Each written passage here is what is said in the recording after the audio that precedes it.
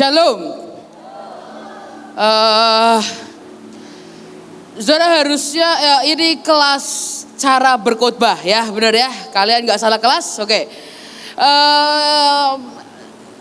Tapi sebelum saya sharing, saya kepingin lebih tahu tentang sebenarnya kalian tuh kepo apa sih gitu. Misal kalian kepingin tahu tentang apa, atau misal kalian lebih kepingin tentang bagaimana menangkap pewahyuan, atau kalian kepingin tahu lebih tanya tentang cara penyampaian. Sebenarnya kalian tuh lebih kepingin tentang apa? Bolehkah tolong coba keluarkan kertas atau apa? Ini udah pertanyaan semua di sini belum? Oh sudah di sini. Oke. Ini yang sudah ditulis? Isinya semua pertanyaan? Oke. Karena gini, menurut saya sejujurnya, saya kalau ditanya bagaimana cara khotbah, saya juga nggak tahu cara khotbah gimana. Kalau saudara mau tanya ke hamba Tuhan yang lain, mungkin mereka bisa jawab lebih baik dari saya. Tapi yang saya tahu hanya semua karena anugerah dan pengurapan yang dari Tuhan. Jadi itu adalah hal yang cukup penting. Tapi hari ini saya berdoa, biar ketika saudara selesai dari kelas hari ini, saudara bisa menangkap akan isi hati Tuhan dan bisa menjadi pembawa-pembawa lawatan yang luar biasa, bisa menjadi pengkhotbah-pengkhotbah yang luar biasa, bisa diterima dan bisa menjadi berkat buat lebih banyak orang lagi. Oke. Apakah intisari dari kelas pengurapan api? Gak tahu.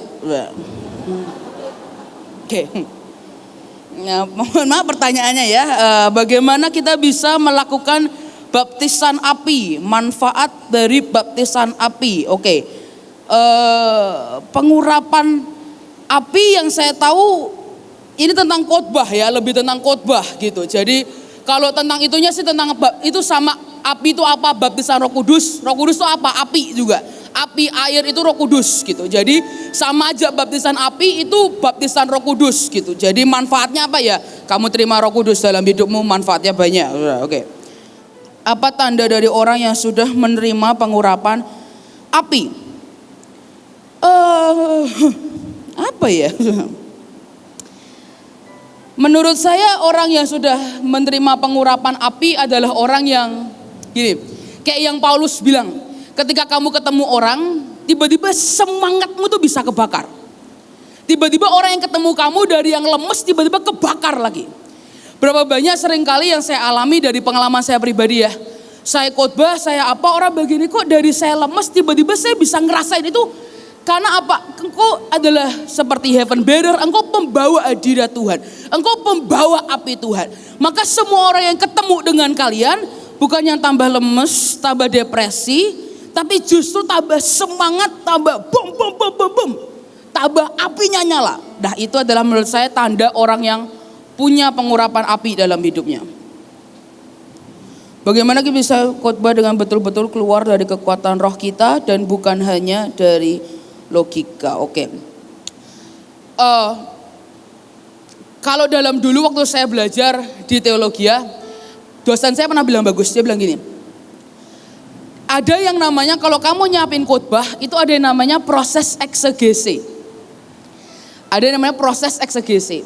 Tapi dia bilang gini, tapi kalau kamu nyiapin khotbah, eksegese itu apa? Eksegese itu kamu nyiapin khotbah, misal kamu mau tentang Paulus di penjara. Kamu harus cari latar belakangnya cerita itu apa. Terus kamu cari bahasa-bahasa lain karena bahasa Indonesia kita, Alkitab kita itu nggak terlalu full. Kenapa? Karena dari bahasa Ibrani ke bahasa Inggris ke Malaysia, baru ke Indonesia. Makanya kalau kalian baca ada beberapa yang aneh. Karena itu bahasa Melayu, bukan bahasa Indonesia. Nah untuk kalian ngerti bahasa yang aslinya, untuk kalian bisa nangkep kalau kalian nggak ngerti adalah bacalah bahasa Inggris. Nah eksegese itu prosesnya begitu, saudara. Kalian baca bahasa Inggris, terjemahin ke bahasa Indonesia.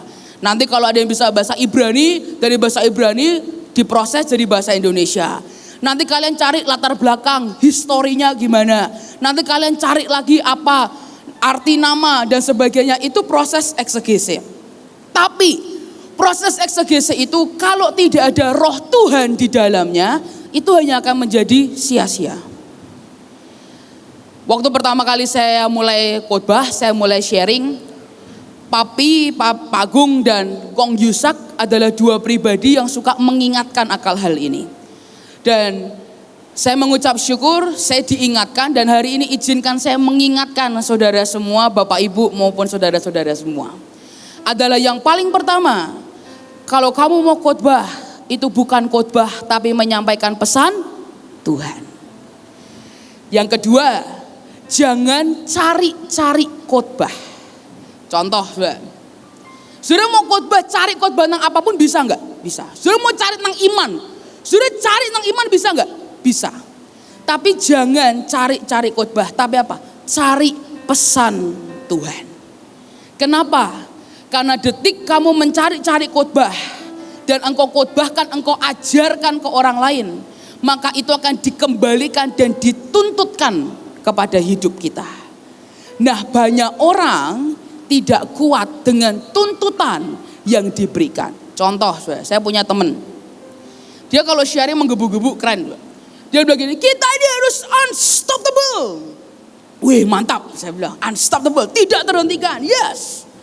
Kita ini tidak boleh membiarkan pacar kita menghentikan kita dari pelayanan. Kita tidak boleh membuat pekerjaan kita menghentikan kita dari pelayanan. Dan terakhir, kita tidak boleh membiarkan keluarga kita menghentikan kita dari pelayanan dan melakukan kehendak Bapa kita di surga. Wah, semua tepuk tangan. Yeah. Amin. Saya tahu dalam waktu mungkin 2 minggu. Dia keluar dari pelayanan. Saya tahu alasannya apa? Karena pacar, keluarga, dan karena kerjaan. Langsung. Bayangin, saya pernah ketemu juga ada orang. Dia khotbah, kekudusan, jangan zina, kekudusan. Loh, itu benar juga bagus kan? Jangan berzina, jaga kekudusan. Besok malamnya saudara, boom, jatuh ke zina. Loh, saudara, itu kenapa? Karena itu tuntutan yang dikembalikan. Nah, kalau dari mata saudara ini, wah, apa jangan khotbah sama sekali ya? Bukan begitu.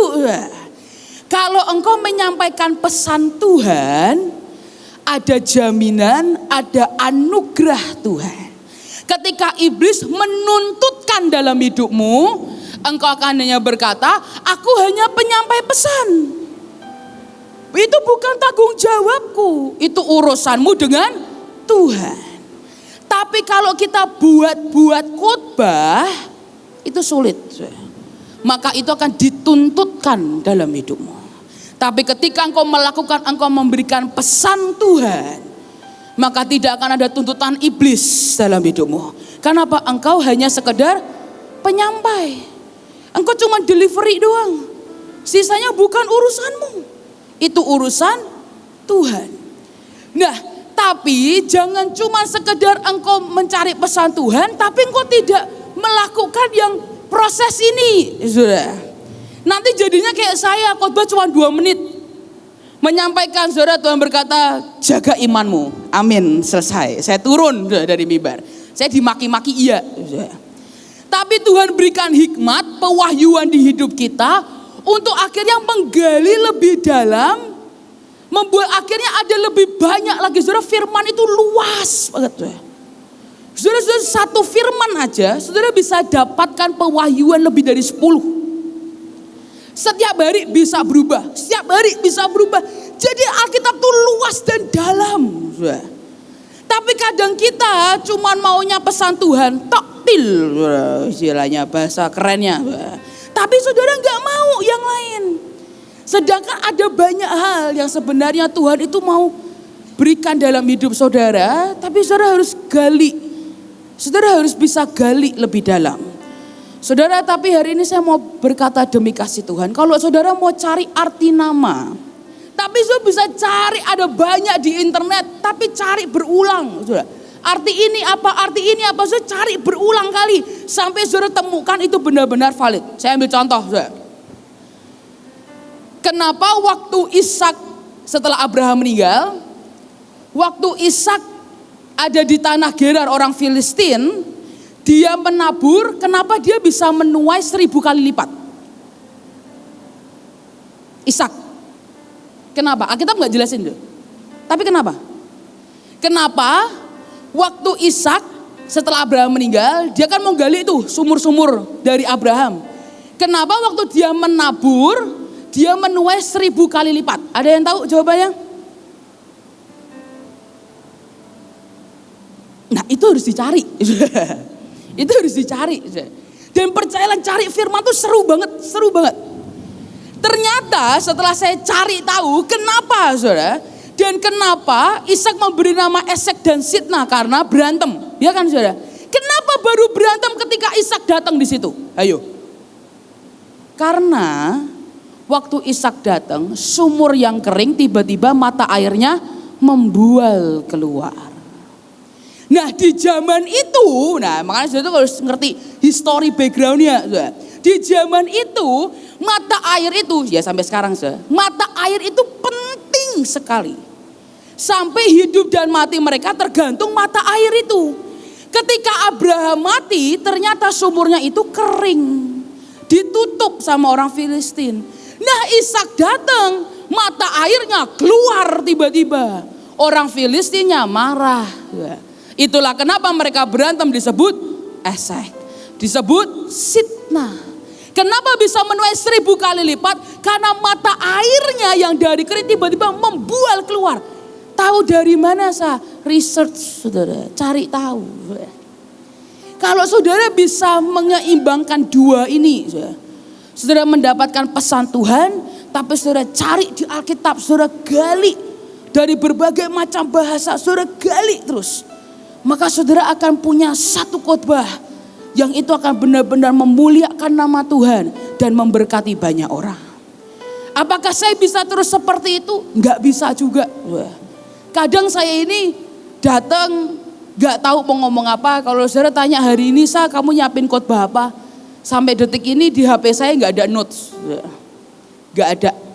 Tapi setiap kali saya mau khotbah, saya cuma bilang, Tuhan, buat aku menjadi seperti wadah yang kosong dan mengizinkan Engkau yang isi, supaya apapun yang nanti hamba-Mu sampaikan semua berasal dari Engkau. Tapi bukan berarti kita tidak menyiapkan. Saudara, ada banyak orang salah nangkap. Orang berkata mengalir itu artinya tidak menyiapkan apapun. Salah. Justru engkau mengalir, engkau menyiapkan semua, segala kemungkinan engkau siapkan. Saudara, kalau ketika saya mau khotbah di satu tempat, saya di luar pulau, saya mau khotbah satu tempat, saya akan tanya Tuhan, kau mau sampaikan pesan apa buat anak-anakmu?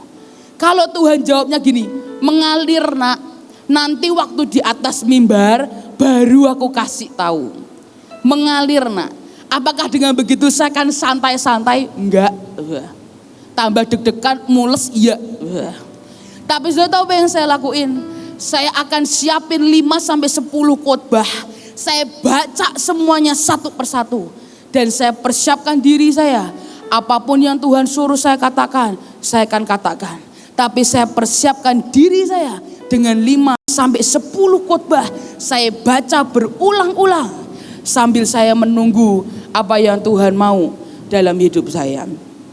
Tentang seputar khotbah, apakah ada yang mau tanya? Karena kayaknya pertanyaan di situ kurang tentang khotbah.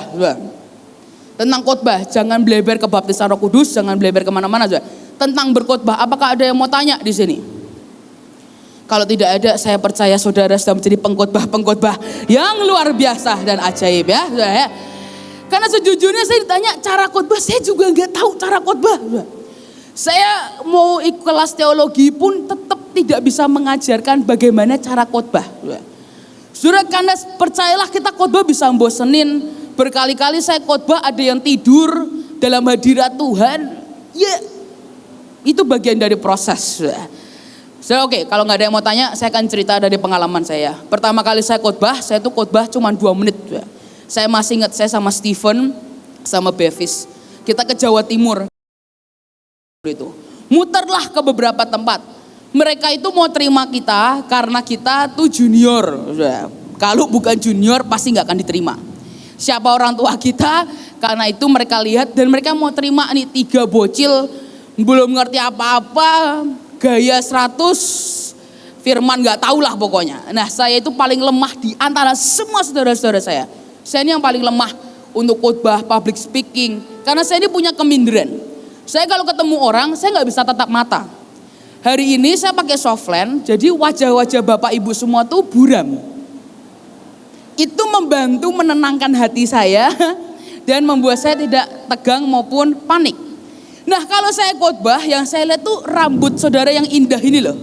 Yang saya lihat ini, ngapain ditatap matanya, nggak usah bikin menciut, bikin insecure. Lihatlah rambut-rambut mereka yang luar biasa ini. Nah, ya itu cara saya, karena saya bener-bener minder parah, takut parah, nggak bisa ngomong. Saya ngomong suka terbata-bata, saya ngomong juga kadang suka pakai bahasa Jawa, jadi orang lain nggak ngerti saya ngomong apa. Dan ketika itu kita suruh khotbah bergiliran, dan hari itu saya maju dan saya cuma khotbah 2 menit. Saya cuma sampaikan pesan Tuhan. Amin. Saya turun. Setelah itu dilanjutkan Stephen, Bevis, wah mereka, apalagi Stephen, wah kalau ngomong keren, lebih keren daripada saya. Wah keren banget dia ngomong, cacis, cus, wah keren. Setelah selesai saya pulang, banyak orang komplain ke papi saya. Pak ini gimana? Kok anaknya sudah jauh-jauh ke Jawa Timur, khotbahnya cuma 2 menit. Gak ada ayat Alkitabnya, gak ada penjelasannya, gak ada nyanyinya, doa pun juga gak ada. Saya dipanggil papi, Sa kamu ngapain? Saya bilang khotbah. Khotbah kok cuma 2 menit? Ya gimana? Saya bilang saya gak ngerti. Saya bilang mau ngomong apa saya juga gak tahu. Saya bilang. Tapi dia sempat bilang gini loh Sa. Sudah beliau mulai ajarkan saya step by step. Dan seketika itu saya bilang, saya coba gak bisa loh. Bayangin saya udah belajar dari seorang hamba Tuhan terhebat papi saya sendiri. Tetap saya gak bisa khotbah. Jadi saudara jangan harap saudara datang ke sini, saudara pulang khotbah dahsyat, belum tentu. Kalau dalam pengurapan Tuhan, amin. Tapi itu semua apa? Jam terbang itu semua dimulai dari proses. Kita semua tuh mulai dari titik tertentu dalam hidup kita. Tapi percayalah Tuhan tidak akan bawa kita berhenti sampai di situ. Tapi Tuhan akan bawa kita terus naik dan tidak pernah turun. Tapi kita mulai dari somewhere. Kita mulai dari nol. Dan saya mulai dari nol. Saya khotbah, saudara perlu mengerti. Kita doa kesembuhan ilahi. Pengurapan api, yes. Gak ada yang sembuh. MMT udah gede-gede, ditulis anak pendeta dari Petrus Agung Purnomo akan melayani KKR kesembuhan ilahi. 1.000, 2.000 yang datang saudara. Yang kanker datang, yang lumpuh datang, yang tuli buta. Segala macam penyakit di Google semua datang hari itu. Tapi pada kenyataannya saya tuh udah doa serius loh. Saya udah tengking dalam nama Yesus. Gak ada yang sembuh. Saya tahu yang sembuh apa? Encok pegelinu. Yang batuk sembuh. Sisanya yang kanker tetap kanker. Yang buta mendengar. Yang tuli melihat. Alias gak ada yang sembuh. Sudah dia bayangin bisa muka saya tuh mau taruh mana? Malu. KKR, altar call sama Bevis berdua. Siapa yang mau maju ke depan? Gak ada yang mau maju ke depan. Kita udah dari penuh dengan kasih, mari saya undang untuk maju ke depan. Mari yang mau didoakan angkat tanganmu, semua angkat tangan. Mari maju ke depan, tangannya hilang tiba-tiba. Mari maju ke depan. Gak ada yang maju sampai udah diancam. Saudara mungkin ini kesempatan saudara terakhir. Mari datang di hadapan Tuhan. Temanmu tidak bisa membawa kau ke surga. Pokoknya segala macam pengancaman sudah dikeluarin. Dan tetap tidak ada yang maju. Bayangin, kalau sendiri jadi saya, masih mau jadi hamba Tuhan gak akan. Jangan bayangin itu cuma sekali, itu berkali-kali loh saudara. Itu berkali-kali. Saya udah coba persiapkan yang terbaik. Semuanya tetap tuh memang harus mengalami saudara. Saya sudah begitu, saya sudah mengeluarkan jurus cakra saya, kekuatan dalam saya semua keluarkan, boom. Gak ada yang maju. Saya undang saudara saya Bevis Kristianto. Bev, tolongilah saudaramu yang cantik ini. Bevis maju, ayo saudara, mari maju ke depan. jam, bayangin kita coba 1 jam. Dan tidak ada yang maju.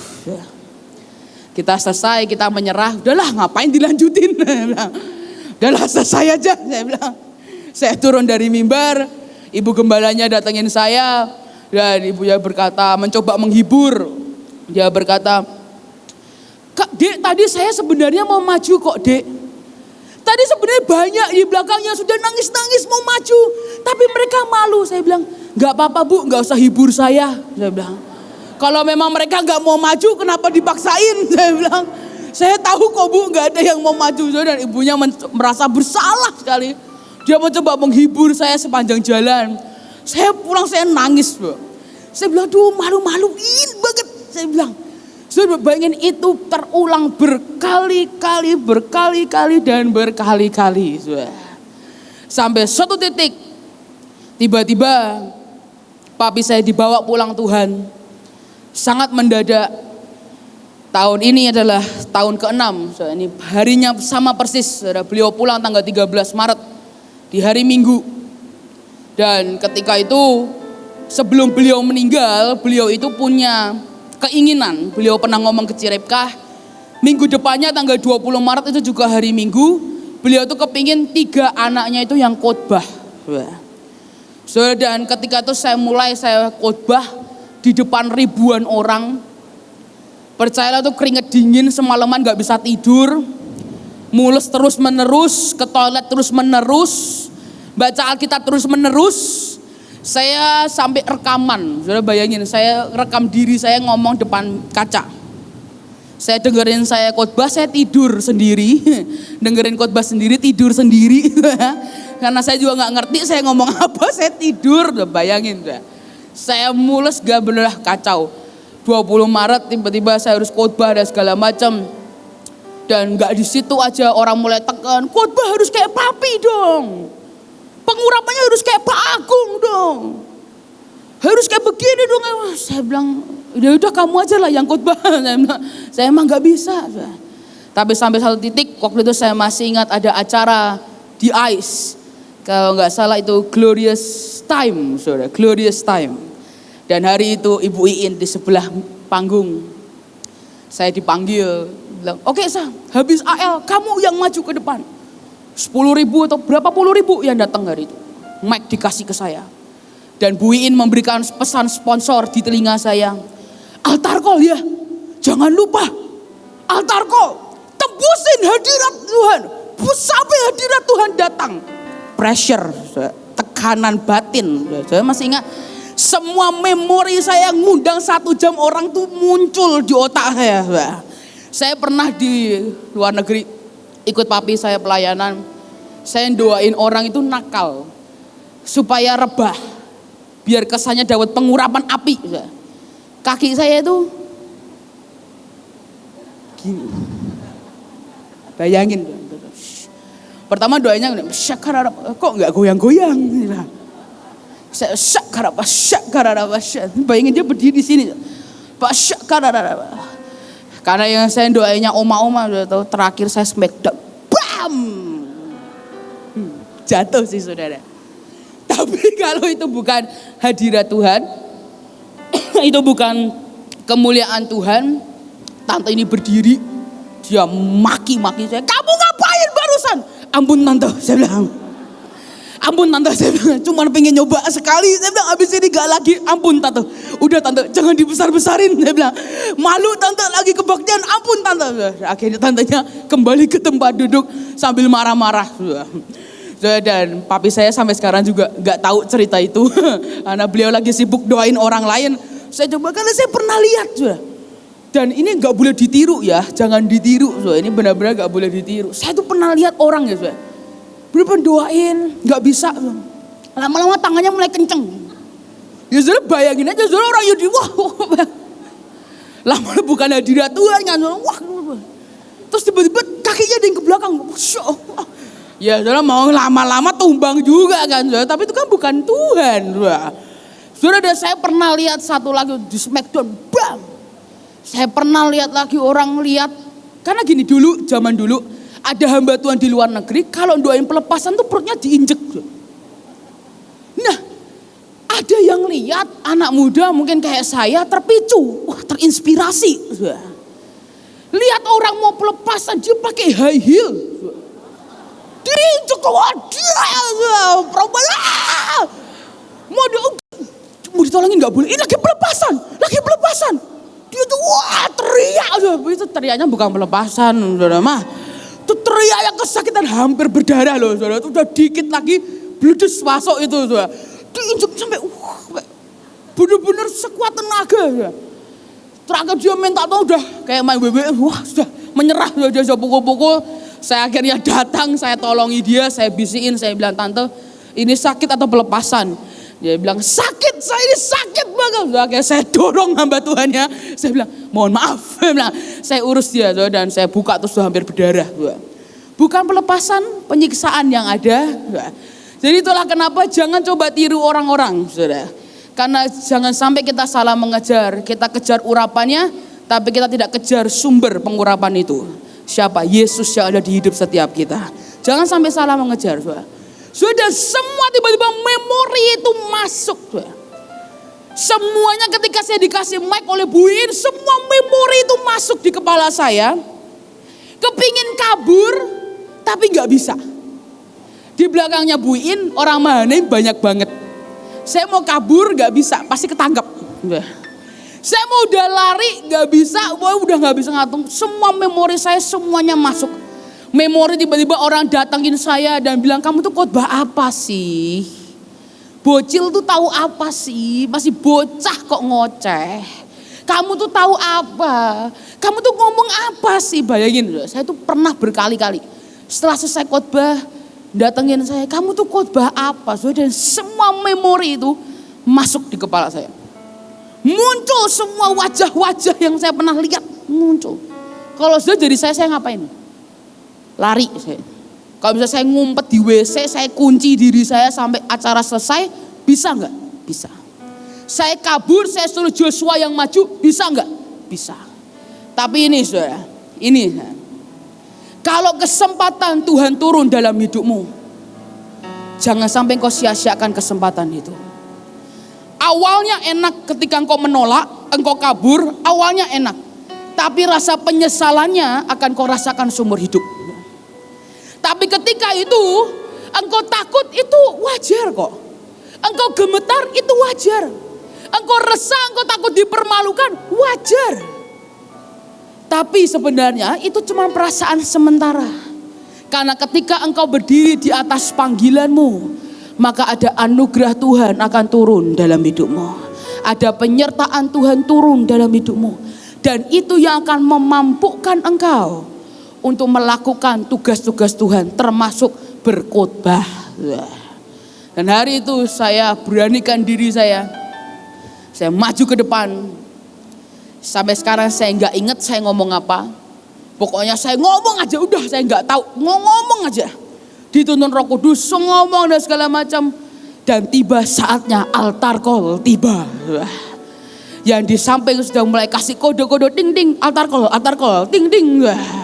Saya mulai panik, saya mulai tutup mata saya dan saya bilang, Tuhan, kalau nggak ada yang maju, ya sudahlah. Mau engkau permalukan anakmu ini, ya sudahlah. Nggak ada yang maju, ya sudah. Yang penting saya sudah berusaha, saya bilang. Yang penting saya sudah berani melakukan, sisanya engkau. Saudara, dan tiba-tiba ketika saya undang altar call, ribuan orang maju. Ribuan orang maju, sudah maju. Yang paling saya takutkan mendoakan orang. Belum pernah ada yang rebah. Saya pernah nge-smackdown orang, tapi belum pernah orang rebah karena hadirat Tuhan. Saya gak tahu, saya cuma naik ke atas mimbar. Di atas saya cuma berserah ke Tuhan. Tuhan, ini tangan manusia biasa. Tangan ginu-ginu ini gak ada urapannya apa-apa. Saya bilang, saya udah pernah coba. Saya udah mengeluarkan cakra, tenaga dalam, semua saya keluarkan. Gak ada apa-apanya Tuhan. Ini tangannya kosong. Dan ketika itu saudara, saya maju, saya lihat ada dua perempuan gadis di depan. Saya doakan yang kanan. Saya doakan, saya bilang udahlah, pasrah. Saya bilang, saya gak tahu. Engkau bilang gelinding we, saya gelinding. Saya doain. Apa syakara. Terima pengurapan api. 1, 2, 3, terima. Yang jatuh yang kiri. Bam. Dan itu kerekam video. BMN sampai sekarang masih punya. Saya doanya yang kanan, yang jatuh yang kiri. Tiba-tiba jatuh. Bam, bam, bam, bam. Saya yang di sana belum didoain. Saya jalan. Bam, bam, bam, bam, bam, bam, bam. Saya nyampe kosong. Mau doain yang mana? Gak ada. Saya balik lagi. Setelah itu orang bilang, wah kamu luar biasa, kamu diurapi Tuhan. Kamu punya pengurapan api. Saya bilang, pengurapan api dari mana? Saya bilang doain yang kanan, yang jatuh yang kiri. Yang di sebelah sana saya mau jalan, belum nyampe, udah selesai. Mau didoain, belum tentu. Siapa? Pengurapan api dari mana? Saya lihat-lihat begini. Gak ada. Setelah selesai semua orang mau muji saya kayak apapun. Saya cuma bisa diem. Karena saya tahu itu bukan saya, tapi Tuhan. Tapi sekali lagi bagaimana kita berani untuk melangkah dan berdiri di atas panggilan kita. Kau mungkin berkata, tapi aku khotbahku jelek. Siapa sih khotbah bagus? Yang mana? Enggak, apakah Tuhan itu seperti juri? Nanti Kristen mau bikin games. Dia akan menentukan mana khotbah yang bagus dan yang tidak. Siapa yang bisa menentukan? Gak ada. Tapi yang saya tahu mau khotbah saudara sejelek apapun. Tapi selama ada roh Tuhan dalam hidupmu, maka roh Tuhan yang akan melayang-layang dan melanda setiap orang. Tidak pernah tentang seberapa hebat kita. Tidak pernah tentang seberapa sebagusnya kita. Bahkan Tuhan bisa pakai Musa yang gagap. Musa bisa dipakai Tuhan menjadi seorang pemimpin, ya kan? Dan apakah pernah tertulis, maka tergagaplah Musa berbicara dengan Firaun? Never. Tuhan terima kita apa adanya, tapi Dia tidak akan biarkan kita apa adanya. Tuhan terima kita apa adanya, Dia terima semua kebusukan kita, kejelekan kita, kelemahan kita Dia terima. Tapi kalau engkau izinkan Dia hari demi hari proses hidupmu, hari demi hari kau izinkan Dia merubah hidupmu, engkau akan berubah seperti dari kepompong, kau akan berubah ulat biasa, kau akan berubah menjadi seekor kupu-kupu yang indah. Dan kalau kau tanya saya bagaimana caranya mendapatkan pengurapan, bagaimana caranya bisa berkhotbah, saudara jangan kejar manusia, jangan kejar pengurapan, tapi kejar sumber dari pengurapan itu. Kejar sumbernya yang ada dalam hidup saudara dan saya. Dia Tuhan yang sama yang bisa membuat Benny Hinn khotbah dengan lancar. Dia Tuhan yang sama yang bisa membuat Catherine Kuhlman khotbah dengan lancar. Dia yang sama bisa membuat Reinhard Bonnke, semua Billy Graham khotbah dengan lancar. Dia Tuhan yang sama bisa pakai hidupmu untuk kemuliaan nama Tuhan. Tapi sekali lagi saudara, prosesnya tidak pernah mudah. Engkau akan mulai, mungkin engkau akan dipermalukan. Kau diizinkan Tuhan mengalami rasa malu, it's okay. Gak apa-apa kok. Dipermalukan Tuhan itu okay. Kenapa? Supaya kita ingat dari mana kita diambil. Kalau saudara dari lahir langsung lancar ngomongnya, saudara gak butuh Tuhan, ya kan saya? Kalau saudara dari lahir langsung pewahyuannya semua saudara dapat, saudara gak akan butuh Tuhan. Tapi kalau saudara tahu saudara yang bodoh, saudara gak bisa apa-apa. Saudara, saya ini selalu menganggap diri saya itu bodoh. Bevis suka bilang dia bodoh. Saudara, Bevis itu bukan orang bodoh, dia itu suka baca. Orang bodoh itu gak suka baca buku. Bevis itu di rumahnya, di kamarnya, saudara, itu sudah kayak perpustakaan yang tidak teratur. Di mana-mana ada buku, di kamar mandi ada buku. Di tempat minum ada buku, di meja rias ada buku, di lemari baju ada buku. Dia baca setiap hari loh, Bevis. Saya bilang, Bev, kamu tuh bukan orang bodoh, mungkin kamu akademis gak pinter. Tapi kamu kalau khotbah pengetahuan makan firman itu luar biasa dahsyatnya.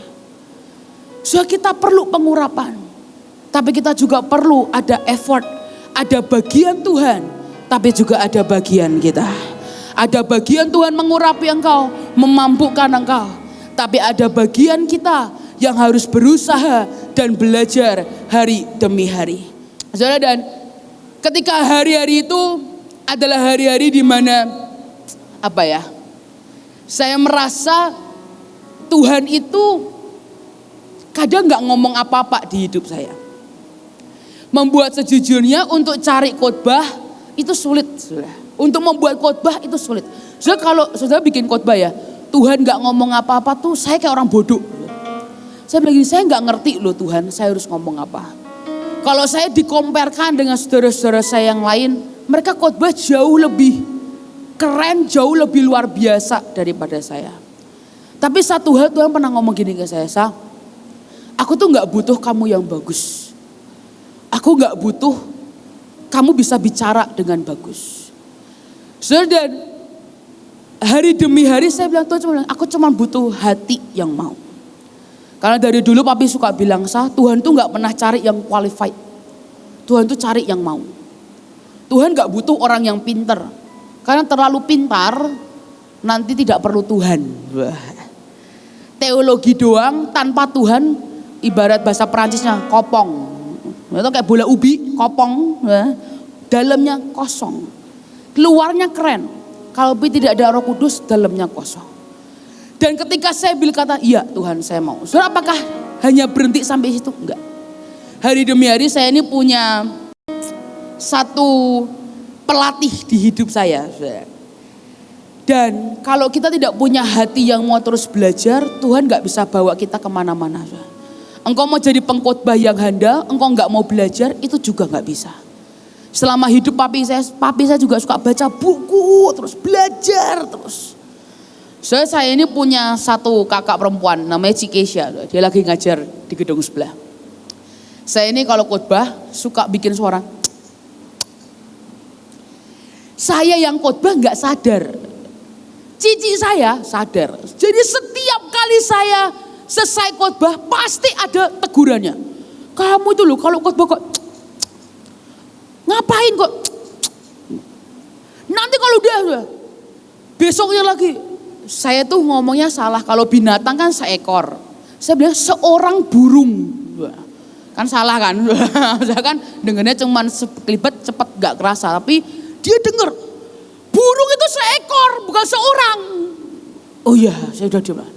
Lama kelamaan sebel hati saya. Gini salah, gitu salah, udahlah kamu aja yang khotbah. Kalau gitu jawaban cici saya tahu apa? Loh kan itu bukan panggilan saya, kamu yang khotbah. Saya bisa bayangin emosi saya. Kalau di rumah. Kenapa setiap kali saya khotbah selalu digituin. Misal ya saya khotbah, poni saya belah. Selesai khotbah, itu loh rambut tuh dibenerin.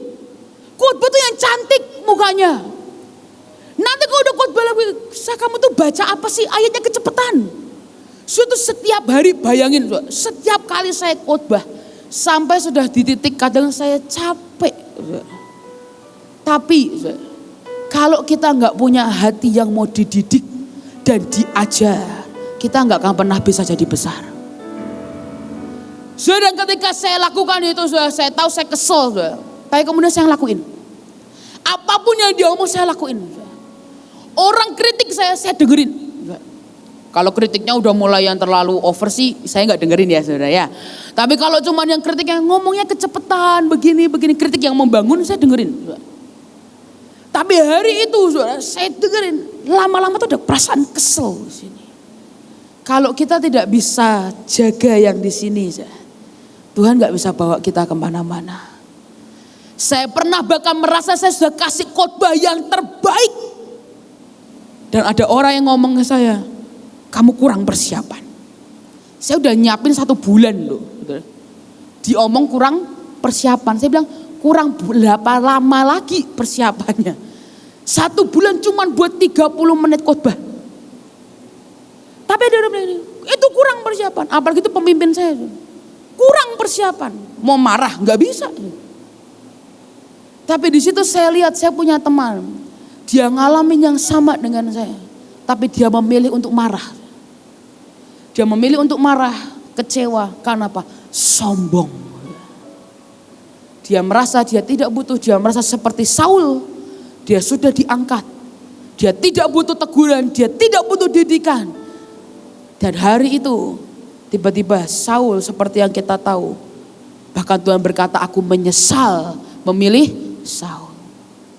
Dan teman saya hilang. Hari ini jadi pendeta? Enggak juga. Hari ini ngapain saya juga enggak tahu. Tapi dia justru undur dari Tuhan dan tambah jauh. Padahal potensinya luar biasa. Percayalah habis ini saudara mungkin akan sharing khotbah. Ada banyak orang akan mencerca saudara. Khotbahnya kok kurang begini, kurang begini, kurang begini, kurang begini. Percayalah gak ada yang perfect. Khotbahnya kurang dalam, gak make sense, gini, begini, begini. Mungkin akan ada banyak. Tapi saya berdoa mari punya hati yang terus mau belajar dan dididik. Kalau saudara tahu itu teguran yang gak enak tapi baik, terima. Itu seperti minum obat. Pahit tapi bagus buat tubuh, ya kan saya? Terima, minum. Jangan dibuang, tapi minum. Dan kalau saudara bisa memulai dengan kerendahan hati, setinggi apapun nanti engkau dibawa Tuhan, percayalah engkau akan tetap berdiri teguh. Mau badai sekencang apapun, engkau akan tetap berdiri teguh. Ketika Tuhan bawa engkau tinggi, tekanan seperti apapun tidak akan menghancurkan engkau, tapi justru akan membuat engkau semakin kuat di dalam Tuhan. Saya berdoa saudara semua akan dipanggil menjadi penginjil-penginjil yang luar biasa dan ajaib. Saya berdoa saudara akan berkhotbah bahkan bukan hanya Indonesia tapi sampai pergi ke bangsa-bangsa. Dan saya percaya kita akan selalu ingat dari mana kita diambil. Bukan karena kehebatan kita, tapi semua karena anugerah Tuhan. Tapi bukan hanya kita berkata Tuhan lakukan bagianmu, tapi kita juga melakukan bagian kita. Kita melakukan bagian kita dan Tuhan akan melakukan bagiannya. Dan ketika dua menjadi satu, disitulah hujan awal dan hujan akhir, lawatan itu yang akan turun di tengah-tengah kita. Dan kita akan lihat api yang dari Tuhan bukan menghanguskan, tapi akan membakar semua orang yang berjumpa dengan saudara.